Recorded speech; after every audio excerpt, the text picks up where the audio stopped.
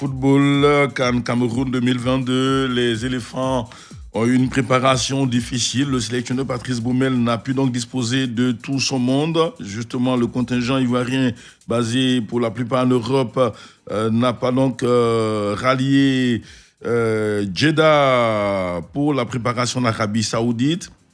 Cette partie de l'effectif des éléphants va se rendre directement au Cameroun pour la compétition.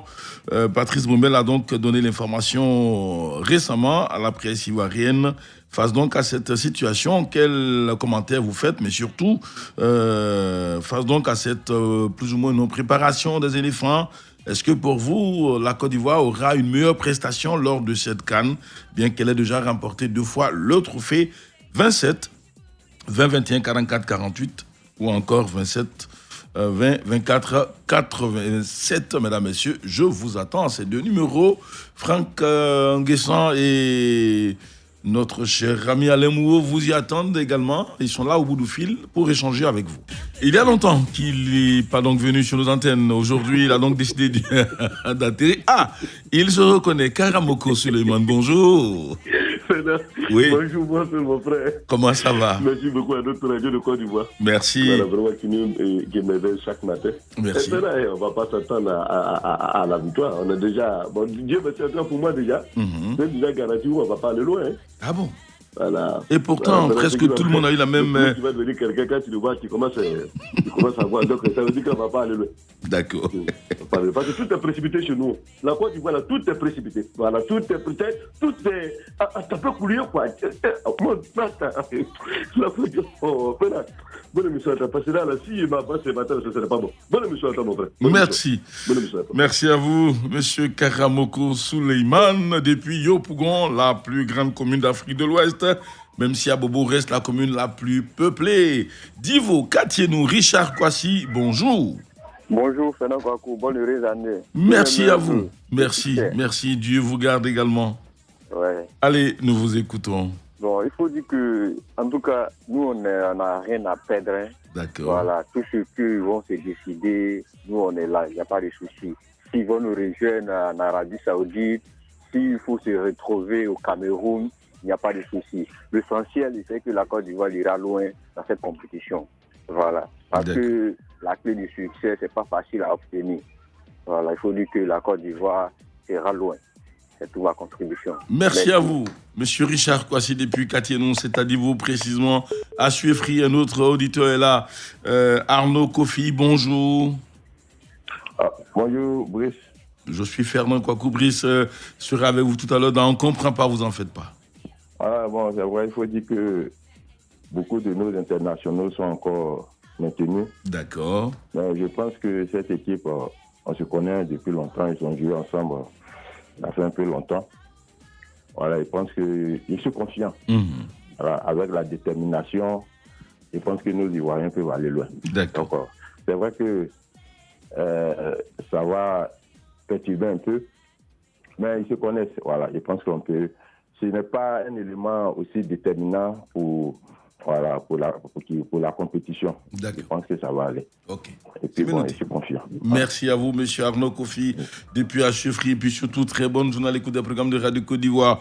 On essaiera de prendre encore un autre auditeur avant de passer à nos amis internautes, et puis ce sera au tour des consultants de pouvoir s'exprimer sur Radio Côte d'Ivoire, numéro 1 sur l'info et le sport. Et retrouvons monsieur Alain Wawayou. Bonjour. Bonjour Fernand Kwaku et bonne heureuse année. Merci à vous. Dieu également vous comble tout au long de cette année 2022. Nous vous écoutons. Merci. Amen. Je voulais vraiment dire merci aux joueurs qui sont sélectionnés. D'accord. Parce que ce sont les meilleurs du moment. Oui. Alors, moi, je n'avais pas voulu des 2 matchs amicaux. Sincèrement, je n'avais pas voulu de ces 2 matchs. Parce que le délai étant pas trop proche, j'ai voulu qu'il y ait en tout cas une très bonne formation au Qatar. Et que de là, j'ai toujours dit que le talent ne suffisait pas, mais qu'il fallait avoir la rage de vaincre. Donc je voulais souhaiter en tout cas une très bonne CAN à nos éléphants. Et je sais que ceux qui sont sur le terrain vont mouiller le maillot.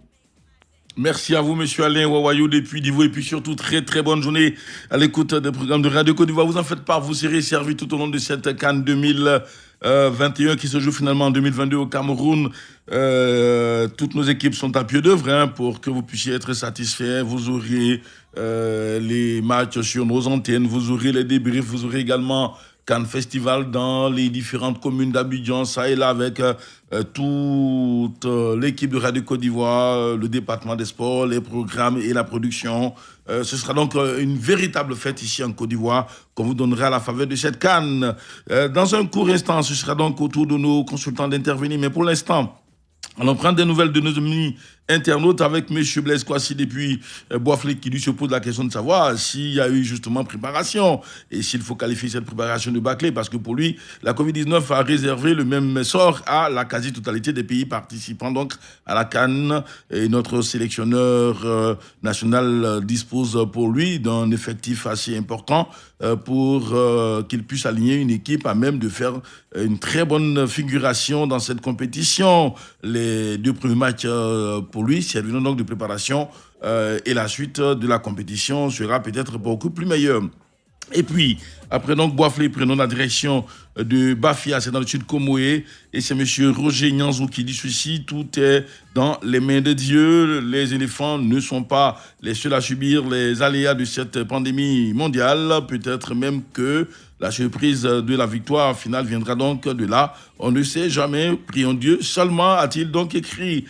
D'autres internautes, surtout M. Bosson Assérémy qui nous a écrit 2 fois, on lirait donc un seul de ses messages.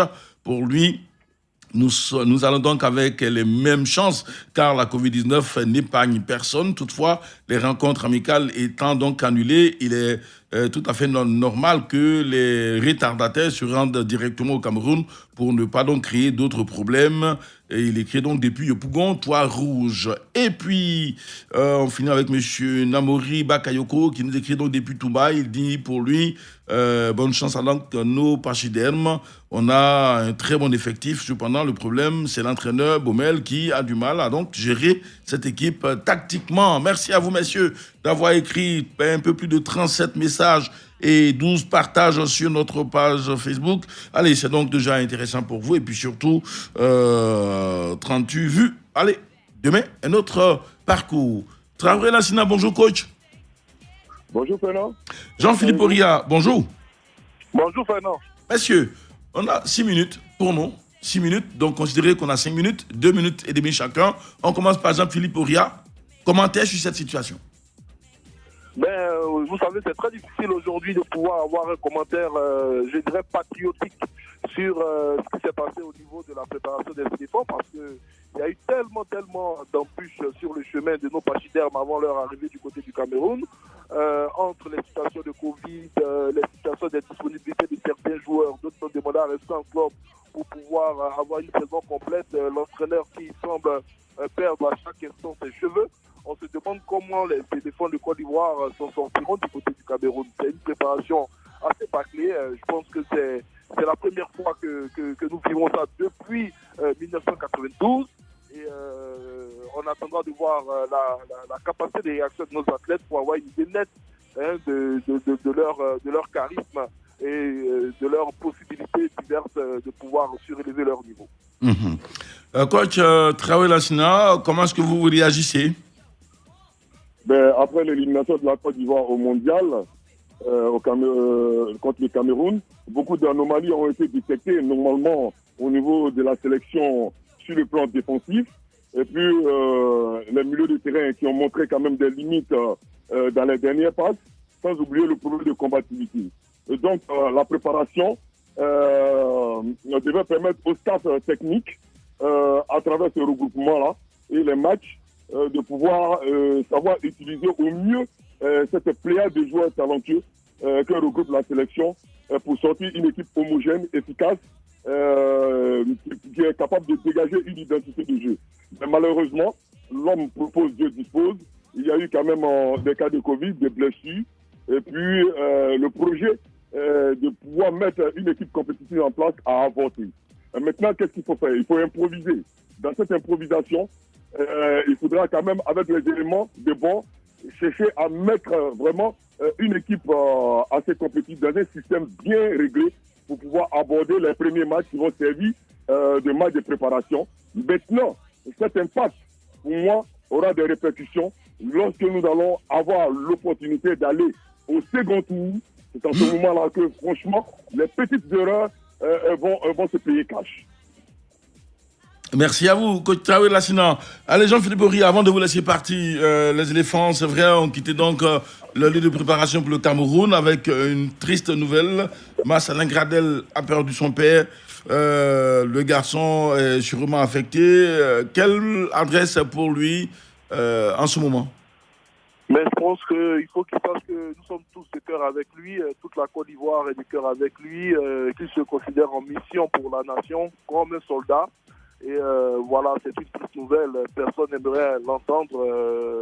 Je profite de l'occasion pour lui présenter mes sincères condoléances au garçon et du courage. Quoi tu avais Lassina? À ce stade de la compétition, je pense qu'il doit faire preuve de hauteur et de savoir qu'il est en mission pour son pays et que bon, voilà, dans la vie, il y a la vie et il y a aussi des moments difficiles qui sont les décès. Et je crois il doit se dire aussi que bon ben il a le soutien de toute la Côte d'Ivoire et toutes nos prières, tous nos mots d'encouragement envers lui et que l'âme de son père repose en paix et que vraiment il a l'opportunité aussi de pouvoir faire une très bonne canne pour pouvoir enterrer son père dans la joie. Merci à vous, messieurs, et surtout beaucoup de courage à Marcelin Gradel, le tueur d'éléphants, le tueur de lions, au pays donc des lions indomptables. Nos équipes au niveau de la RTI ont donc pris la direction de Douala depuis hier nuit, radio, télévision, et surtout à la radio. Idriss Kounaté, Rachni Sankouassi, Ladi Sandou Koulibaly, Etienne Nestor et Soro Draman sont déjà au Cameroun. Vous aurez des nouvelles de ceci d'ici peu. Portez-vous bien. Demain, notre rendez-vous. Ami André, Estella Soumou, on a été très heureux.